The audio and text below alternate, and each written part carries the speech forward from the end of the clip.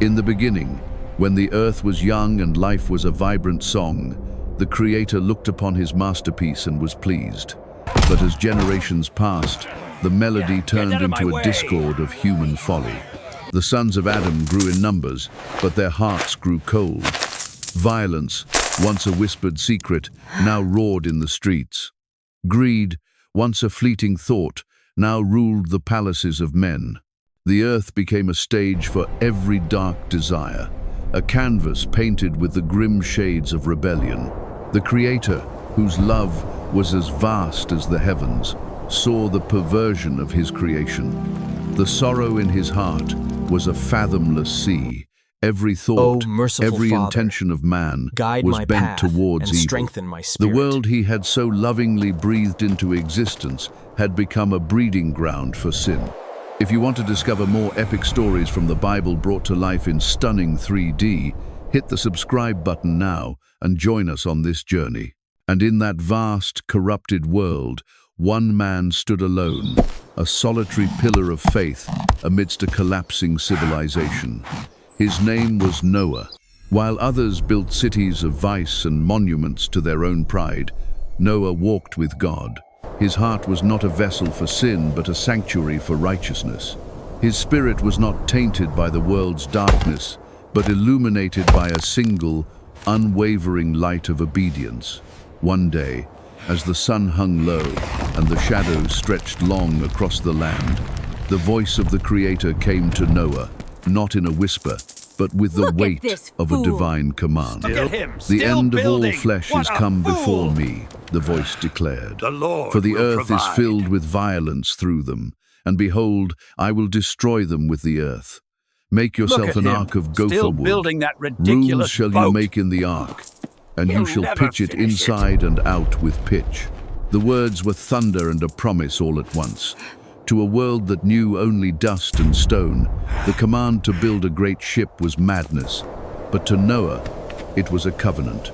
He did not question, did not hesitate. He took up his tools, and his faith became his first hammer. The mockery of the world and the coming storm, Noah began his work. On a sun-scorched hill, far from any sea, the great skeleton of the ark began to rise. The thud of his hammer was a solitary rhythm against the cacophony of a world oblivious to its own impending doom.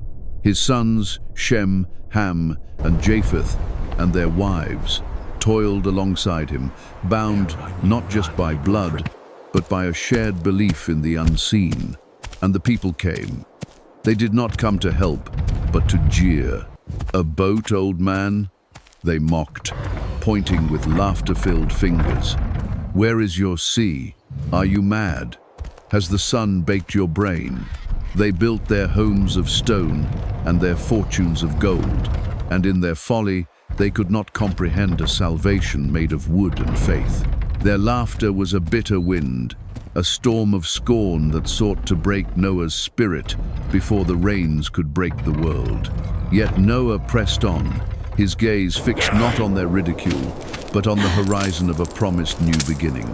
Every beam he laid was a prayer. Every plank he sealed was an act of surrender. The ark was not just a vessel, it was a testament to his unbreakable trust.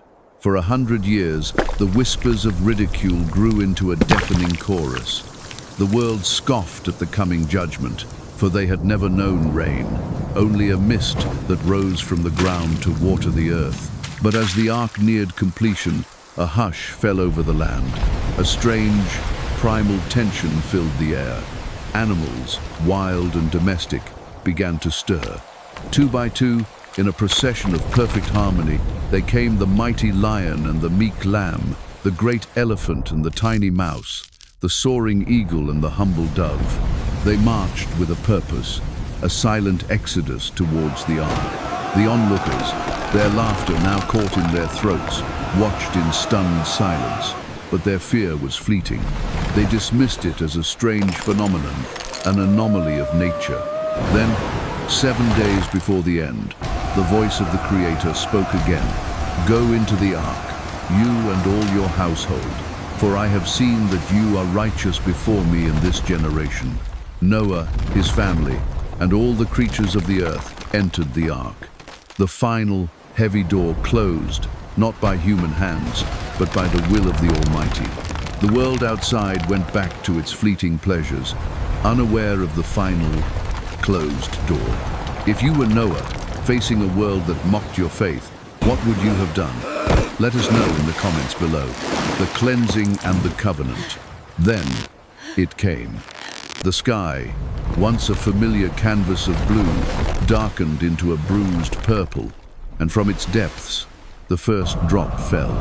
Then a second and a third, until the heavens opened like a ruptured dam.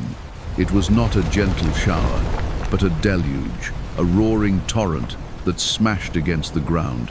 The fountains of the great deep burst forth, and water poured from both above and below.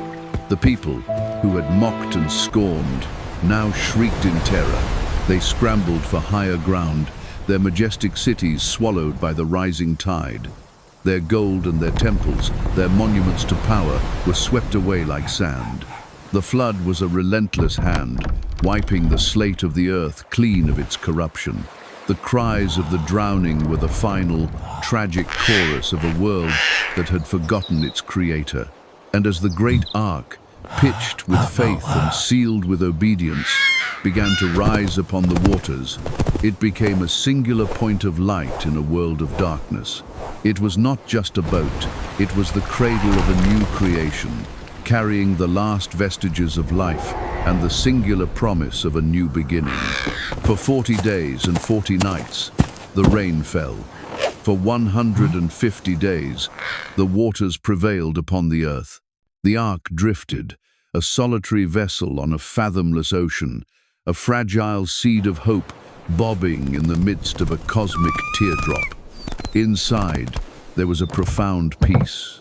Noah and his family, surrounded by the breathing, living creatures, were a sanctuary of faith in a world of chaos. Oh, Finally, look, it's a leaf. the waters began to recede. It's an olive branch. The ark came to rest on the mountains of Ararat.